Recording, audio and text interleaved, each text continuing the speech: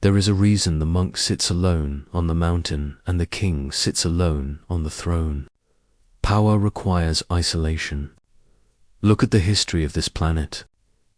Look at the men who bent reality to their will. Tesla, Newton, Nietzsche, Machiavelli. They did not spend their Friday nights in a crowded bar screaming over bad music. They did not have a group chat buzzing with nonsense every 5 seconds. They were ghosts. They were islands. But you were ashamed of it. You look at your empty phone on a Saturday night and you feel a pit in your stomach. You wonder what is wrong with you. You wonder why you can't just connect like everyone else. You are confusing solitude with loneliness. One is a prison. The other is a palace. And you are holding the keys to the palace, but you are too busy crying at the gate to open it. Society pushes you to be social. They bombard you with images of friend groups and community. Why? Is it because they want you to be happy? No, it is because if you are alone, you start thinking. If you are alone, you detach from the hive mind. And if you start thinking, you become dangerous. The reason you have no friends is not because you are broken. It is because you have woken up in a world of sleepwalkers. Today, we are going to perform a psychological autopsy on your social life. I am going to show you why your empty circle is not a curse. It is the greatest tactical advantage you possess. To understand your isolation, you must first understand the machinery of the herd. Human beings are biologically wired for conformity. 10,000 years ago, on the savannah, being alone meant death. If the tribe rejected you, the saber-toothed tiger ate you. So, your brain evolved a safety mechanism called social anxiety. That feeling you get, that desperation to fit in, that fear of silence, is not love. It is a survival instinct. It is your lizard brain screaming, "Please don't kick me out. I don't want to die." But we are not on the savannah anymore. There are no tigers. Yet, 99% of the population is still running this outdated software.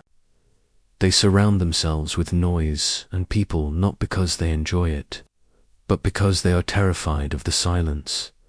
Watch an average group of friends. Really watch them. Are they exchanging ideas? Are they building an empire? No, they are engaged in mutual anesthetic. Person A says, "I hate my job." Person B says, "Let's get a drink and forget it." They are using each other to numb the pain of their own mediocrity. It is a pact, a contract that says, "I will validate your delusions if you validate mine." But you have a glitch in your software. You cannot sign that contract. When someone complains about their job but does nothing to fix it, you don't feel empathy. You feel irritation. When someone gossips about a celebrity you will never meet, you don't feel entertained. You feel your brain cells committing suicide. You have stripped away the biological need for the herd, and what is left is a raw, high-resolution perception of reality. And reality, my friend, is very lonely. High intelligence is, at its core, pattern recognition. It is the ability to see the cause and the effect before it happens. It is the ability to read the subtext beneath the text.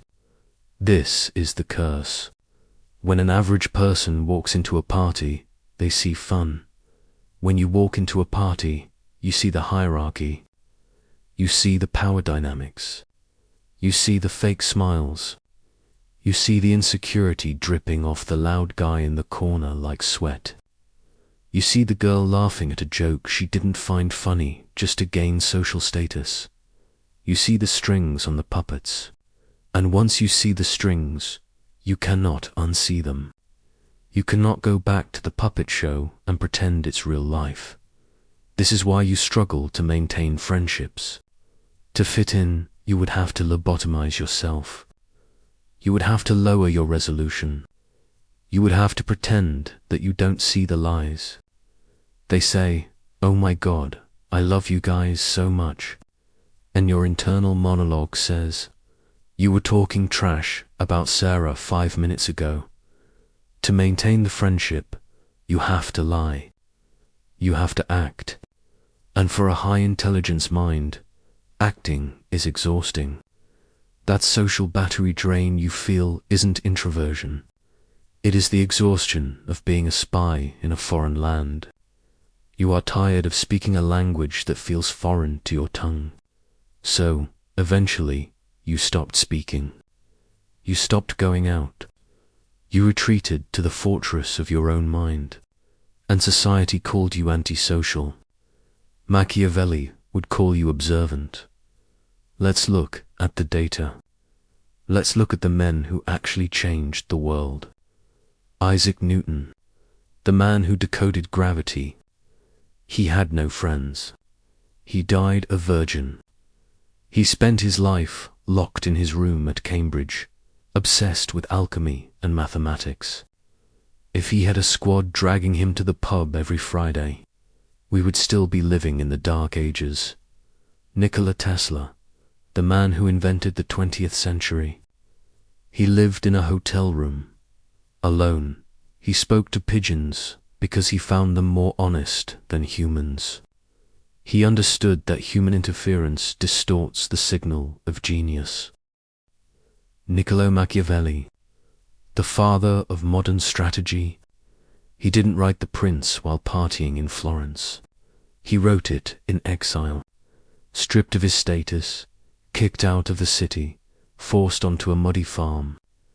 In that silence, he saw the truth of power clearly for the first time. He wrote, "I am never less alone than when I am alone."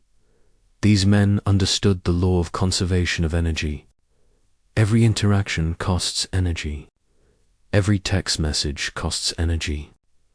Every drama costs energy. Genius requires 100% of your processing power. If 40% of your RAM is used up remembering your friend's birthday or worrying about what Susan said about Mike, you are operating at 60% capacity. You are rendering a 4,000 movie on a dial-up connection. You have no friends because your ambition is too large to share the room with anyone else. The eagle does not hunt in a flock. The eagle hunts alone because the prey it seeks does not live in the grass. It lives in the clouds. So, we have established the diagnosis. Now, let's talk strategy. If you are currently sitting in the wreckage of your social life, feeling sorry for yourself, stop. You are looking at this wrong. You have not lost anything. You have gained a tactical position that most men spend decades trying to achieve. Here are the 3 tactical advantages of having 0 friends. Advantage number 1. Total information security. Open the history books. Who betrays the king? Is it the enemy soldier? No. The enemy is outside the walls. Is it the stranger? No. The stranger has no access. It is always the friend. Julius Caesar was not stabbed by the Persians. He was stabbed by Brutus, a man he called his son. Jesus was not sold by the Romans. He was sold by Judas, a man who broke bread at his table. The 48 laws of power. Law number 2 states, never put too much trust in friends.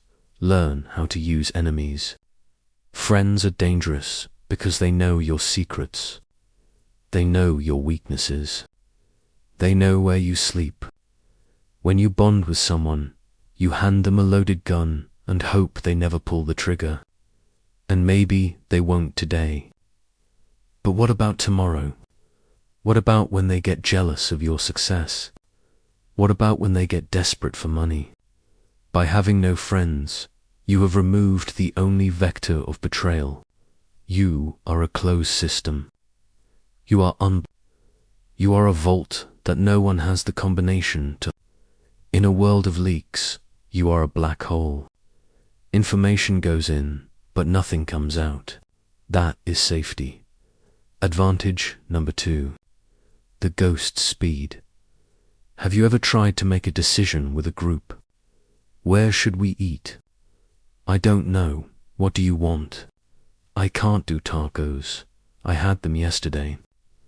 Let's wait for Dave. It takes 45 minutes just to pick a restaurant. Now imagine trying to build a business with that dynamic. Imagine trying to pivot your life. Groups are heavy. They have gravity. They pull you down to the lowest common denominator.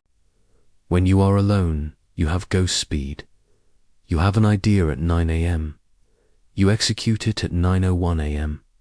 You want to move to a new city. You pack a bag and go. You don't need to ask permission. You don't need to say goodbye.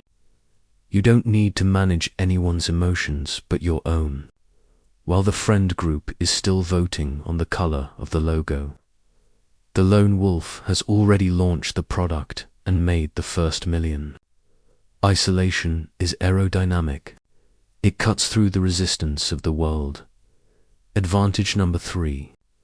The aura of mystery. Human beings are terrified of the unknown. When you are constantly talking, posting, and oversharing, you become common.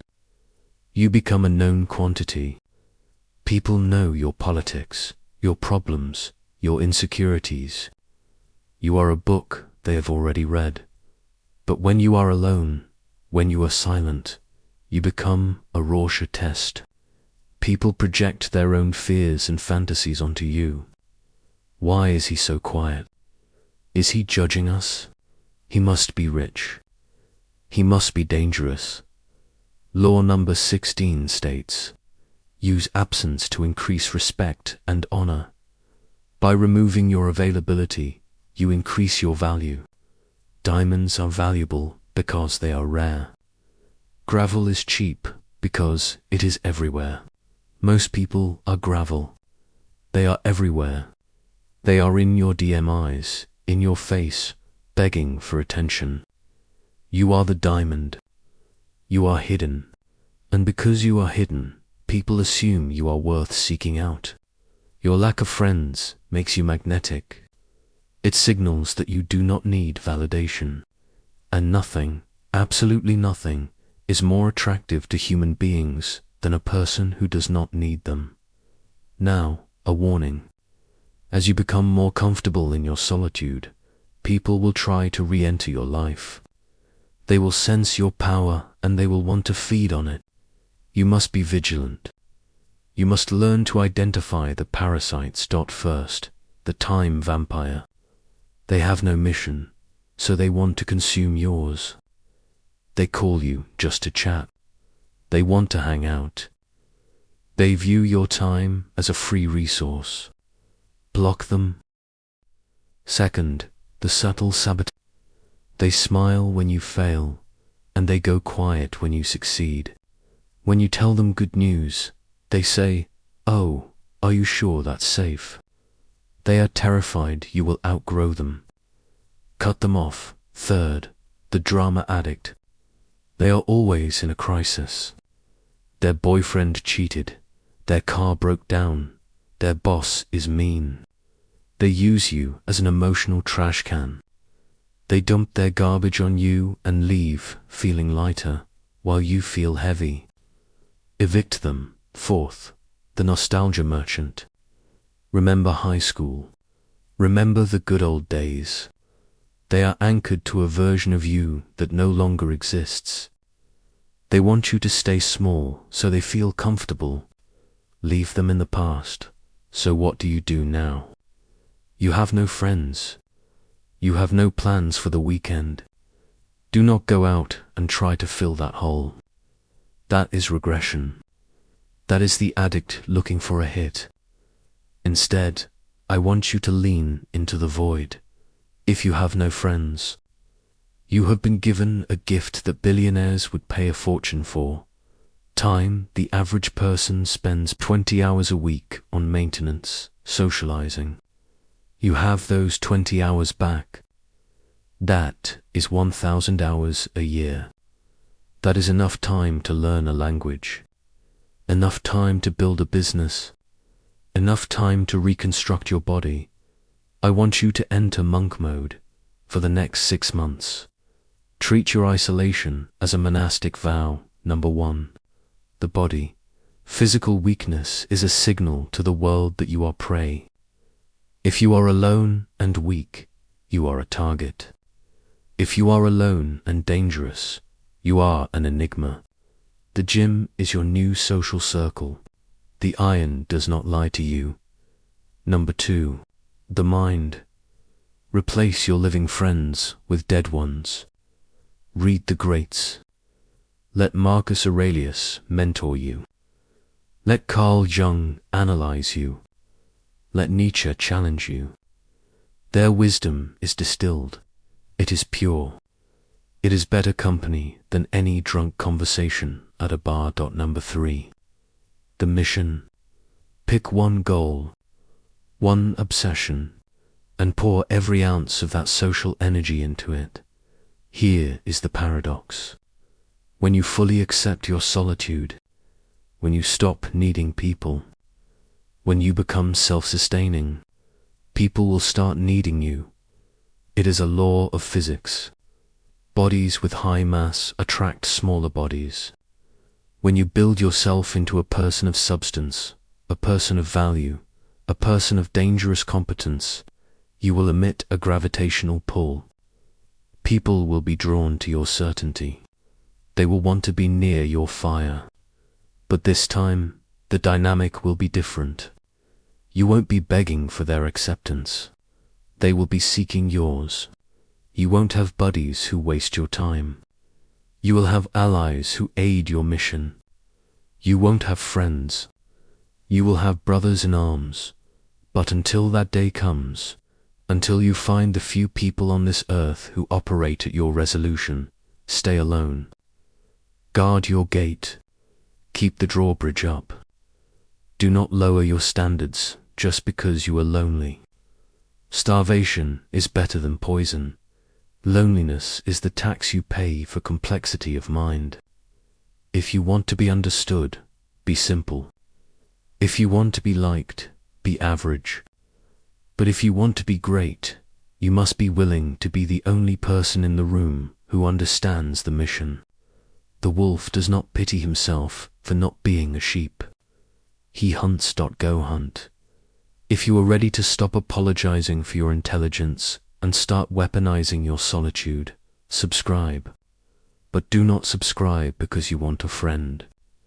I am not your friend. Subscribe because you are ready to join the order.